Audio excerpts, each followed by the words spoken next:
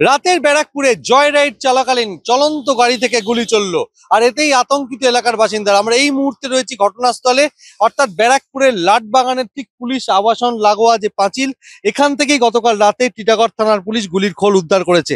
যেটা জানা যাচ্ছে যে 3 যুবক মত্ত অবস্থায় তারা একটি গাড়িতে করে টিটাগড়ের দিক থেকে ব্যারাকপুরে যাচ্ছিল। ঠিক এখানেই চলন্ত গাড়ি থেকে এক রাউন্ড গুলি চালায়। এরপর তারা এই গাড়ি নিয়ে সোজা চলে যায় চিড়িয়ামোড়ের দিকে, যেখানে ঘটনাটা ঘটেছে একেবারে সুরক্ষার বলয়ে থাকা এলাকা, এবং সেখানে কাছেই পুলিশ কমিশনারের দপ্তর এবং ব্যারাকপুরের পুলিশ আবাসন এবং একাধিক সশস্ত্র বাহিনীর দপ্তর এবং পুলিশ ট্রেনিং স্কুল রয়েছে।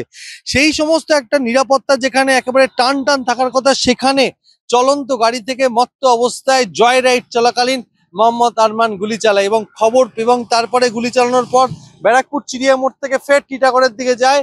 এরপর খবর পেয়ে টিটাগড় থানার পুলিশ গাড়িটিকে আটকায় এবং মোহাম্মদ আরমান সহ 3 জনকে গ্রেপ্তার করে, এবং তাদের কাছ থেকে একটি আগ্নেয়াস্ত্র, 2 রাউন্ড কার্তুজ উদ্ধার হয়েছে।